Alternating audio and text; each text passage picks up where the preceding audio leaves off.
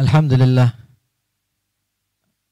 Alhamdulillah hadana bi abdil mukhtar ma da'ana ilaih bil qad nadana labbaika ya man dallana wa hadana.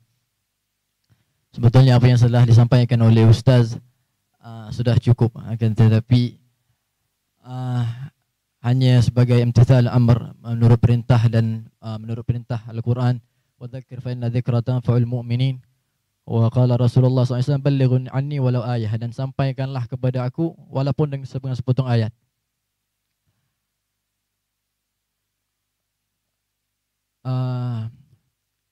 Ada seorang wali perempuan bernama Rabi'atul Adawiyah. Beliau mempunyai amalan yang begitu dahsyat, begitu tinggi. Banyak amalan beliau. Jadi ada suatu ketika ditanya, wahai Rabi'ah, wahai Rabi'ah Adawiyah, engkau amalan kau mempunyalah banyak. Selawat ke atas Rasulullah beribu-ribu, berjuta-juta, banyak yang begitu banyak. Belum lagi dengan puasanya, solatnya dan sebagainya. Ini seorang perempuan, wali perempuan, waliyah. Jadi apabila ditanya, kenapa engkau berselawat ke atas Rasulullah begitu banyak? Sebagaimana dikatakan oleh Ustaz tadi, apabila kita selawat kepada Rasulullah, akan dipamerkan selawat kita itu kepada Rasulullah sallallahu alaihi wasallam. Jadi apabila ditanya kepada beliau, kenapa engkau selawat begitu banyak? Kata, aku nak nama aku ini sentiasa diperlihatkan oleh Rasulullah. Kerana orang yang berselawat ke atas Rasulullah ramai. Orang yang bukan mahsur, bukan yang kita saja, akan tapi orang di luar sana berselawat, orang di seluruh dunia berselawat ke atas Rasulullah. Akan tetapi, dan setiap kali kita berselawat, yang sebagaimana kita tahu, Rasulullah, Allah akan kembalikan ruh Rasulullah untuk menjawab salam si fulan tersebut dengan nama ayahnya sekali. Si fulan bersalawat ke atas kau, si fulan bersalawat ke atas kau. Jadi Rabi'atul Adawiyah berkata, aku ingin nama aku ini sentiasa diperlihatkan oleh Rasulullah. Sentiasa diperlihatkan oleh Rasulullah. Oh, sekejap nama dia. Oh, nama dia lagi. Dan begitulah. Dan kalau kita nak bercakap tentang Rasulullah, memang tidak akan habis.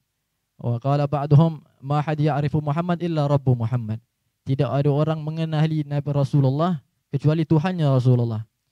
Dan jannah itu, syurga itu tidak akan menjadi indah tanpa adanya Rasulullah sallallahu alaihi wasallam.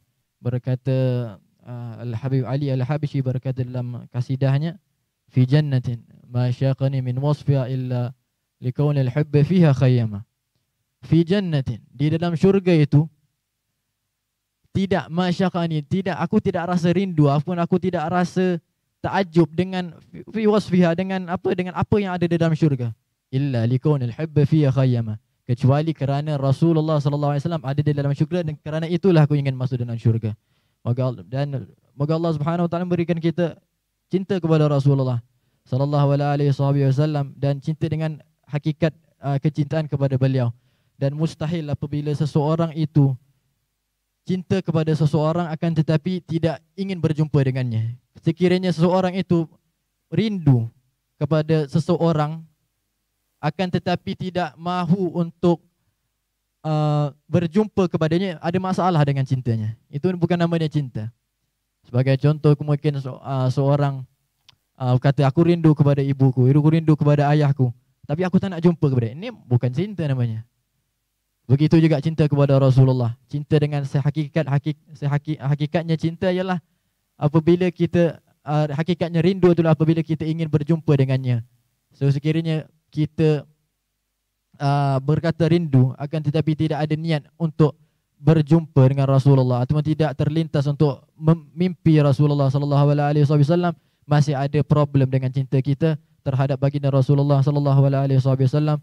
Moga Allah Subhanahu wa taala memberikan, mencampakkan kepada dalam hati kita cinta kepada Rasulullah, dapat zahir di dalam fi aqwalina wa aqwalina, di dalam perbuatan kami, di dalam ucapan kami, bersama dengan perbuatan akhlaknya Rasulullah sallallahu alaihi wasallam. Dan siapa yang berselawat kepada Rasulullah tidak tidak akan dihampakan oleh Allah Subhanahu wa taala.